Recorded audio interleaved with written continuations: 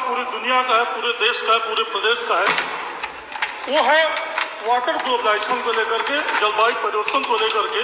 बरसात में जितनी बड़ी नदियां हैं, नेपाल का पानी उन नदियों में आ जाता है, चाहे सरयू नदी हो, चाहे राप्ती नदी हो, और नदियां हैं।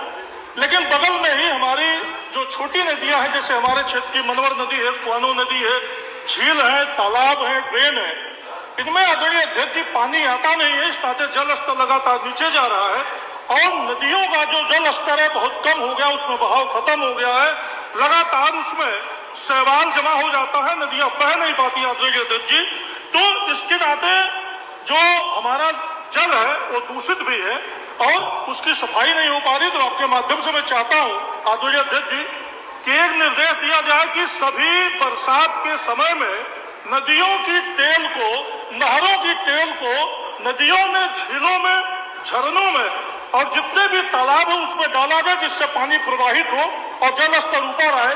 दूसरा, जब सूखता है, ये नदियां जब सूखती हैं, तालाब सूखते हैं, झीलें सूखती हैं, तो क्या होता है, चारों तरफ से अवैध कब्जे होते हैं। मैं चाहता हूं इन कब्जों को भी हटाया जाए। आज के संदर्भ में अपनी बात को भी और आज के कर्तव्य को भी और प्रशासन की भी विषय को चंद लाइनों में रखना चाहेंगे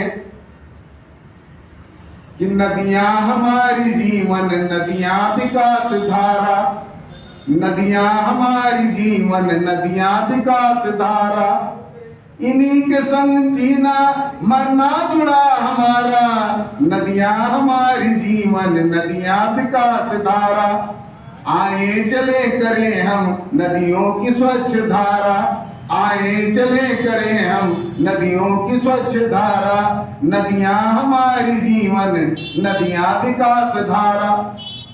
माना कि कुछ तो गंदगी हम आमजन भी करते, माना कि कुछ तो गंदगी हम आमजन भी करते, पर अधिकांश दूषित जल को उद्योग वाले करते, पर अधिकांश दूषित जल को उद्योग वाले करते।